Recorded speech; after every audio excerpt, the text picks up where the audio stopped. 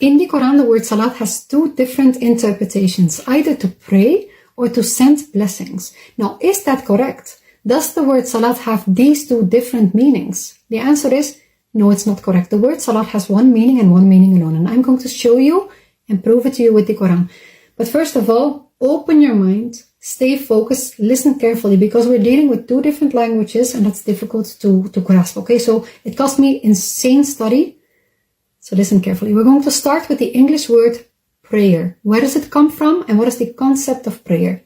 The word prayer comes from the Latin word precaria, which means petition. Okay? Now, the act of prayer is a religious performance that seeks to establish a connection with God.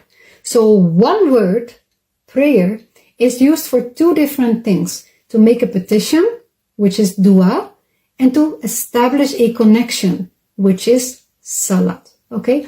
Now, to visualize the concept, this is you, this is God. When you make dua, it is you talking and God listening.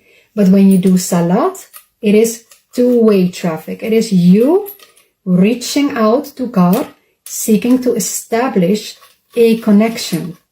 This is salat. Connecting, contact, reaching out, establishing the contact. Okay? Now, where does the concept of prayer come from? Okay? The first time that we see it in our religious books, that is in Genesis, the first book of the Abrahamic lineage. Okay? So Judaism, Christianity, Islam.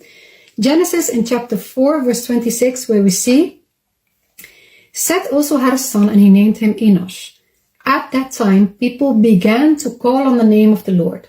Now, before this passage, all contacts with God were initiated by God. Okay, so God initiated the contact.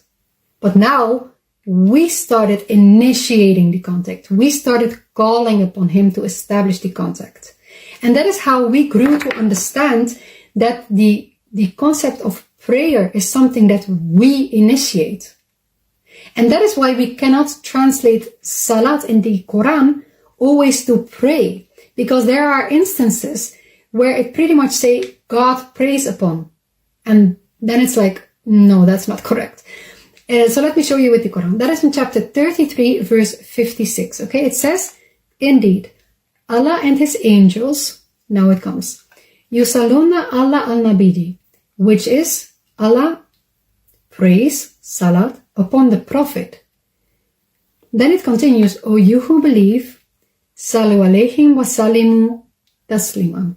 And it again, O you who believe, pray upon the Prophet. Now that we know that salat is to establish a contact, this doesn't make sense, okay? So when you read it like this, indeed, Allah and His angels establish a connection with the Prophet.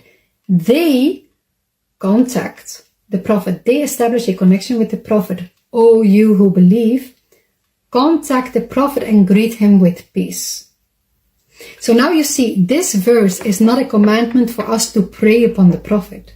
It means to contact him. This verse is directed to people in the time of the Prophet, not towards us. Okay? And I can prove it with this, because since salat is to establish a contact, and we cannot do it with the Prophet, if it meant that we should invoke blessings upon the Prophet, then that act of doing so is not salat. That is dua. So this is not the only instance where a verse in the Quran is directed only to the people in the time of the Quran. We can see it also in chapter 49, for example, verse 2, where it says, O you who believe, do not raise your voice above the voice of the Prophet. So obviously that's not a verse that is directed to us, but the people in the time of the Prophet. So, okay. Now, back to salat.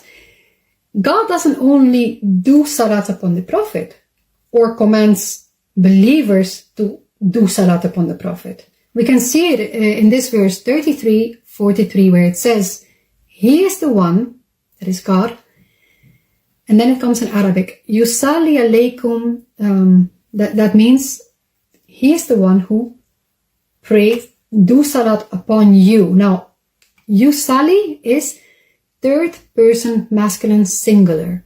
That is third person, he, she, masculine, he, singular. God in this case. So, he, God. Then, so, God, salat, so praise upon, alaykum, which is second person. Second person is you. Okay, so first person is I, second person is you. Second person, plural. So that is towards us, believers, plural. Now read the verse again. God praise upon all of us believers. So we know that that is not about praying, nor about sending blessings. It is God establishes a contact upon the believers. Why? Continue the verse. So that he may bring you out of darkness into light. So here you can see that doing salat is in fact a two-way traffic of you reaching out to God and actually connecting to him. So that he may lead you out of darkness into light. And you can also see it in other verses where God says that through salat he purifies you. Okay?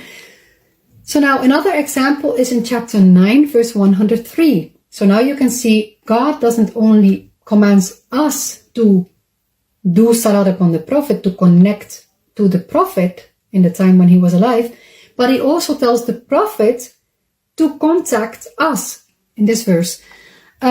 Take from their wealth a charity, purifying them, cause them increase by it, and, now it comes, wasalli alayhim, that is, you pray upon them, contact them. Wasalli is second person masculine singular, which is you singular, that is the Prophet Muhammad, imperative. So God commanding the Prophet to pray, do salat upon us. So contact us, connect to us. And then it says, indeed, salataka sakanun. You reaching out to them is a reassurance to them. So now that we know the meaning of salat, which is to establish a connection, either us with God, God with us with the Prophet with us, the God with the Prophet, everyone connecting to each other. I hope you also understand the purpose of doing salat. You know, this is not a thing of like doing a choreography. This is actually establishing a spiritual connection. So if you are worrying with your brain about how many rakas and what to say, and your soul, your ruh, is not involved, you are not establishing the connection. So be careful with that. Like, let go of the preconception that you have of salat. Now, it doesn't mean that I believe that we can do salat whatever way we want. No, there are plenty of indications in the Quran of how we are supposed to perform salat. For example, in chapter 4, verse 102, where we see, when you are among them and you lead for them the prayer, let them stand a group with you, let them take their arms, then when they have prostrated, sujud, let them retract. So actually the act of salat is directly related to doing sujud. Okay, so it's not just any way that we're going to do it. We also see that we have to perform wudu before doing salat. So don't come at me. I know very well what the difference is between doing dua and doing salat. But I'm going to go into more detail about how to perform salat with all the details from the Quran in another video, God willing. So that's it for today. Stay tuned. Assalamu alaikum. Alaikum, plural. So peace be upon you all.